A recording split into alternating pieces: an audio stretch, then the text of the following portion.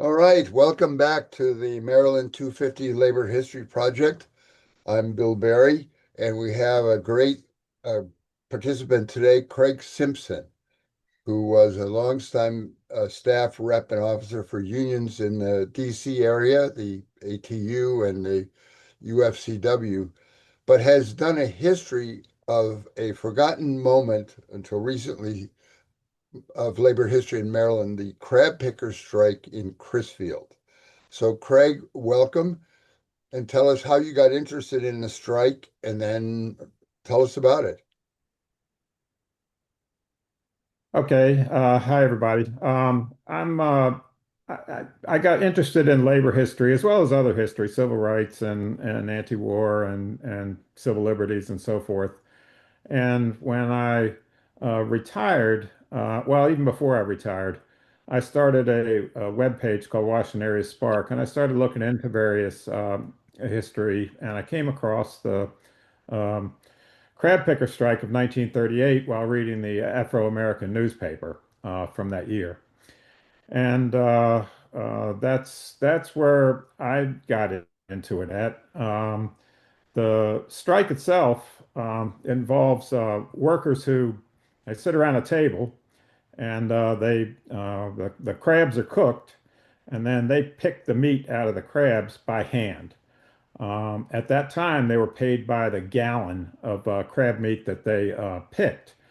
And the strike was precipitated when uh, the employers uh, cut the rate from 35 cents a gallon to 25 cents a gallon. They had done this previously in 1931 and again in, I believe, 1936. I might be mistaken about the second year. The 1931 wage cut precipitated a strike at that time, wildcat strike. There's no union representation at that time.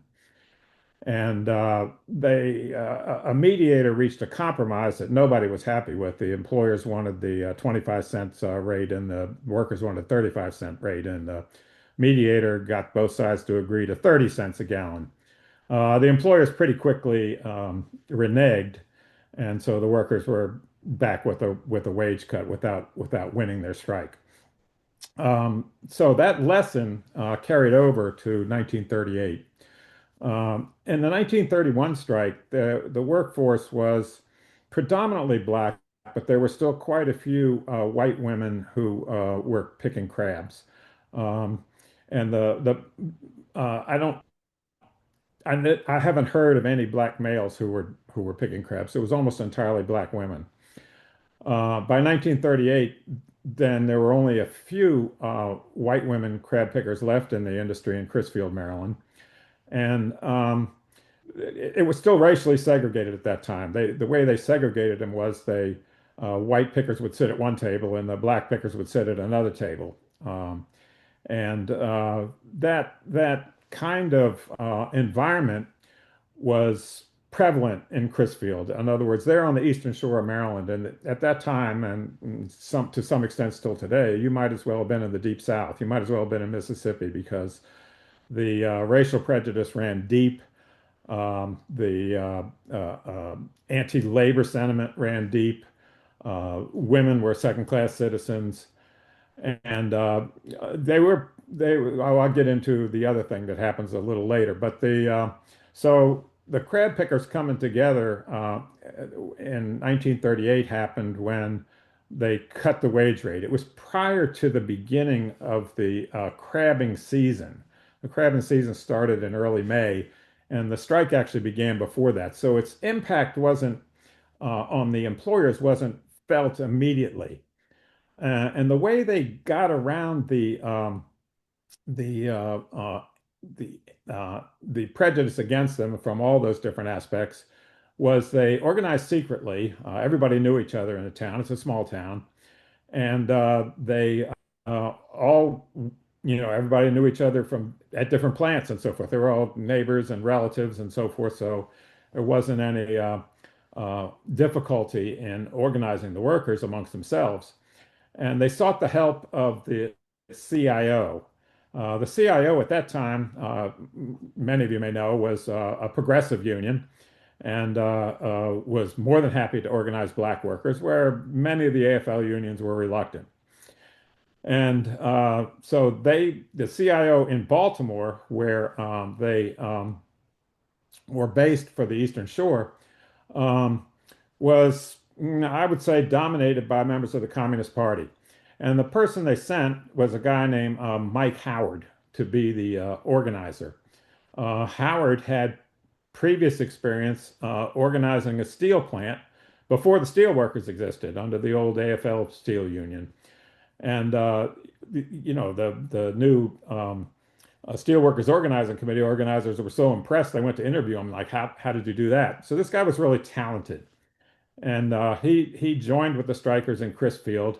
And the way they organized it was they didn't set up any picket lines.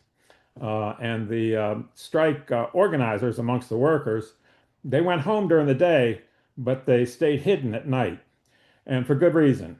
Uh, Early in the strike, uh, there began to be white mobs that would form, between 100 and 200 people. And at one point, they maybe, I don't remember the exact date, but maybe 3 weeks into the strike, um, they went from house to house looking for the strike leaders and threatening, telling people that they ran across that if they found them, they were going to do them in and so forth. And they would be in real trouble and they need to call off the strike and so forth. But they were hidden, so they never were found. So the mob got angry, and Mike Howard's car was parked out in front of a church that is at the beginning of town. It's the church that they used as a strike headquarters. So the mob went there and overturned his car, set it on fire, and it went up in flames. And they the newspapers interviewed the mayor about it, and they asked him, "Well, what are you going to do about this?" He says, "Well, I don't know. These guys set it on fire. It might have just caught fire on its own." So, they had official backing at the time from the town officials and the crab houses and so forth. Um, and the mob violence, got pretty bad. They ran Mike Howard out of town at one point. They were threatening, shooting guns in the air and so forth. And so the thing got so much publicity that the state of Maryland first tried to send in a mediator, but the crab houses, the owners, they wouldn't show up. They didn't show up at the meeting. And so eventually, um, they sent a federal mediator into the town. And the federal mediator, once the hotel owner, the single hotel in town, realized that this guy was a federal mediator, he put him out. And then this mob reconstituted, ran both the federal mediator and Howard out of town again. Uh, and so this engendered a lot of publicity. And this at this point, um, in my view, the crab houses had gone too far. They had, like, poked the bear, so to speak. The federal government at that point wasn't going to have their mediator getting run out of town without, repercussions. So the crab owners at that point had overplayed their hand. And the federal government began exerting a lot of pressure on the governor and others to settle this thing. But before they did, they cut off credit to the strikers. And so Mike Howard went to Baltimore, got 2 truckloads of food to bring down to the strikers, and they barred him. There's a single highway that comes into town. It sits on a peninsula. And so this mob barred him and the trucks from delivering food. And so they were appealing to the governor to give them protection and so forth, but the governor stalled for time. But the long and short of it was, with the pressure that the federal government was able to bring, and one of the things Mike Howard did was bring some strikers anonymously, they wouldn't reveal their names, to Senator LaFollette from Wisconsin, a progressive, to testify before him as to the conditions that they faced. And so the the mob threatened to find out who they were, and they were going to pay for what they did. But all this did was Howard skillfully using the political pressure to help settle the strike because the strikers were firm. They held strong. A couple crab houses tried to reopen when the season started, but they didn't go back to work. They didn't get anybody to work there. And so the watermen, at the same time that Howard's going to the federal government and the federal media gets thrown out of town, the watermen go to work and start harvesting crabs. But they can't take them to Crisfield because there's no crab houses operating except for one crab house that never cut the rate, and that house wasn't struck. So they had to end up taking their crabs to distant ports, which of course that meant lost money for them because it's more, gasoline for their boat and more time and so forth. And so pressure began to rise from not only the federal government, but also the people that harvested the crabs out, taking out the crab boats. And the owners themselves were starting to look at the situation, saying, "Well, we're making these other crab houses in Virginia and up the coast of Maryland, a little further up the Chesapeake Bay. We're making them rich, and we're sitting here, we're not making any money." So all these factors combined to lead to a settlement. And one of the crab owners at that time, they were swearing they'd never make an agreement with the CIO and maybe some other union, but not the CIO. But they sat down with Mike Howard and signed an agreement to restore the old rate and recognize the CIO union. And the strike was successful after 6 weeks. Well, that's a great story. Uh, and when did you first do this research? Oh, it's been more than 10 years ago. Okay. Uh, it's probably, I don't know, I'd have to look at the date, 10, 12 years ago. Okay. And so because of the strike date, nobody is alive who was still involved in it or who were children during the strike. No, there are descendants of the people who were strikers that are still alive. And as this gained some publicity, it was a reverend, I can't think of his name, at the same church who became aware of it, and he organized members of his church to form a group called the Holy Pickers Union, and they do charitable and social justice work in the town today, carrying on what they see as the work of their ancestors of that stood strong of 600 black women, maybe and a few white women that stood strong in the face of all these obstacles, race, anti-labor.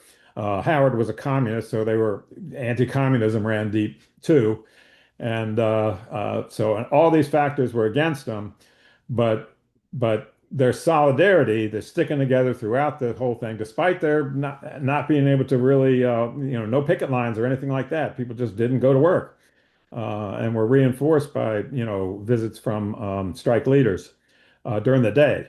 And so they were able to prevail doing that. And then Howard pretty skillfully used the tools that he had available to bring pressure to settle the strike.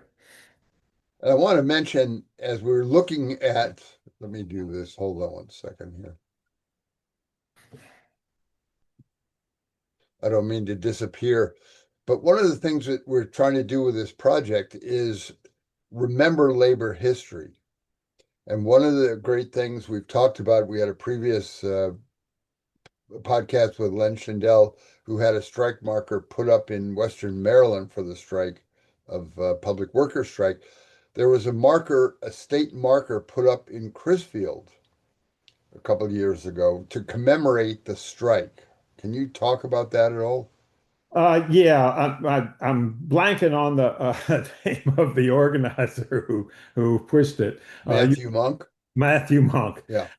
It was his group. He had an umbrella church group. I can't remember its name either, but the AME Church there is a member of his group, and he and Len Schindel helped to push for the historical marker there, and so It's been a great thing. It got more publicity for the strike, and the lessons that you can draw from the strike by putting that up. And it was a great achievement to have that up, get that done.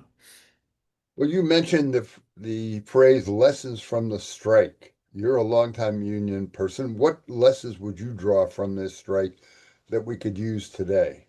I think first of all, they learned from their previous experiences in the earlier part of the 30s. They understood their environment. They understood they were up against virulent racism that would result in probably in mob violence and violence toward their leaders. So they took all this into account, and they did non-traditional things like not having picket lines. That's something that you would very rarely see a strike without a picket line.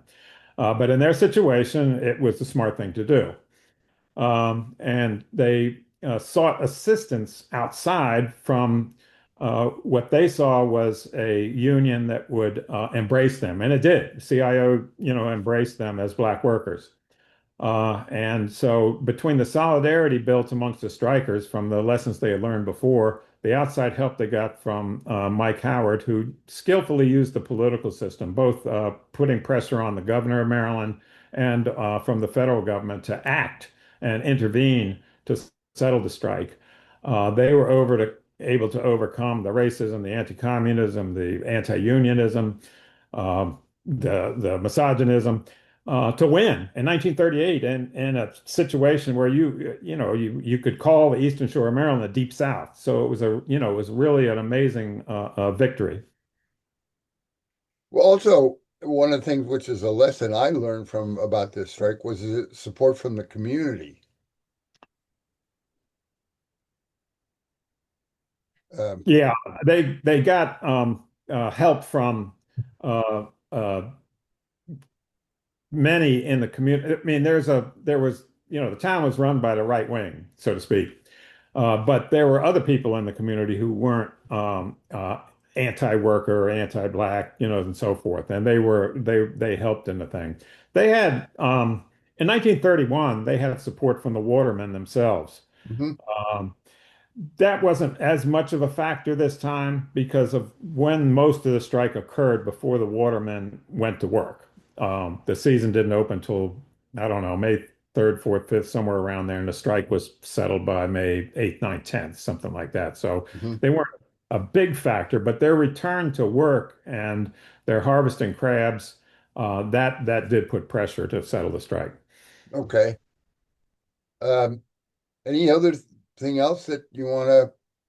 Uh, no, I think that that pretty much covers it. I mean, the crab houses in Crisfield are almost all closed today. It's a ghost town when it comes to that. There's one or two houses still open. It doesn't employ a lot of workers. The union itself was unable to sustain itself. It was the United Cannery Agricultural Allied Workers of America. They expanded quickly when they were formed by the CIO, got up to around 350,000 members, but collapsed during the Red Scare. They were one of the unions that had more women leaders, more black leaders than anybody else, and members.